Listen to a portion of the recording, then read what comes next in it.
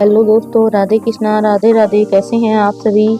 आइए आज हम बात करेंगे पाप मोचनी एकादशी कब है और क्या उपाय करें। सभी पापों का नाश करने वाली पाप मोचनी एकादशी चैत्र कृष्ण पक्ष की एकादशी तिथि को मनाई जाती है, लेकिन इस बार इस एकादशी की तारीख को लेकर काफी कंफ्यूजन बना हुआ है।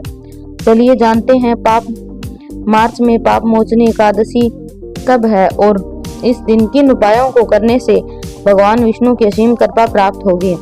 पाप मोचनी एकादशी 14 मार्च 2026 की सुबह 8:10 से शुरू होकर 15 मार्च की सुबह 9:16 तक रहेगी।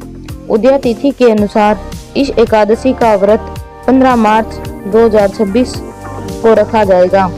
कहते हैं जो भी श्रद्धालु इस एकादशी का व्रत सच्चे मन से कर रखता है उसके सभी पाप नष्ट हो जाते हैं और उसे भगवान विष्णु की असीम कृपा प्राप्त होती है।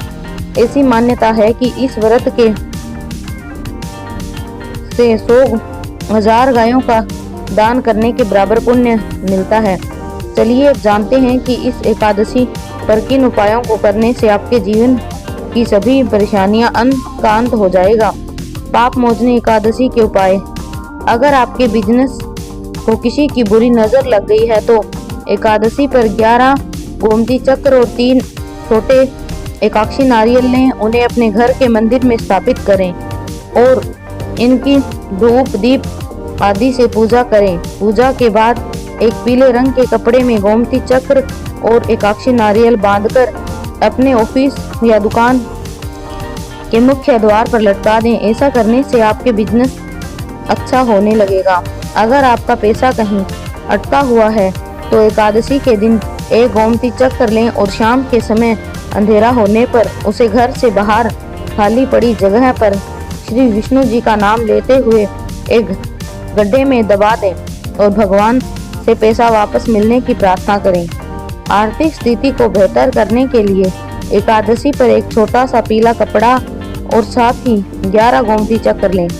पीला कपड़ा माँ लक्ष्मी के आगे रख दें और ओम नमो नारायण मंत्र का जाप करते हुए एक एक गोमती चक्र उस पर रखते जाएं।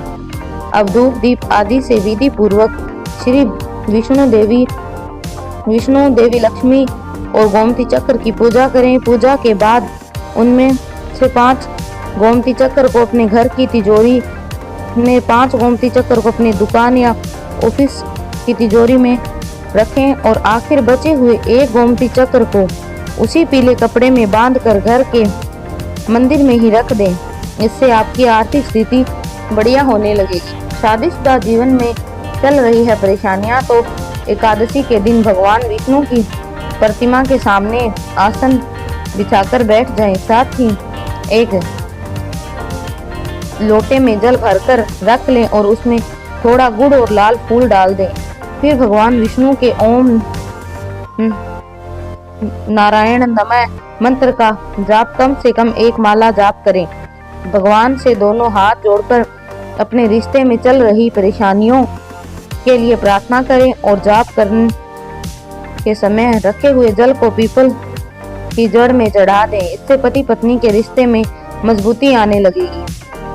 अपने और अपने परिवार वालों के अच्छे स्वास्थ्य के लिए एकादशी पर शाम के समय तुलसी के पौधे के नीचे गाय के घी का दीपक जलाकर भगवान विष्णु का ध्यान करते हुए तुलसी माला की 7 परिक्रमा करें। इससे सेहत बढ़िया रहेगी। राधे कृष्णा, राधे राधे। आप सभी सुने, अपने मम्मी पापा भाई बहन सभी को सुनाएं। राधे राधे।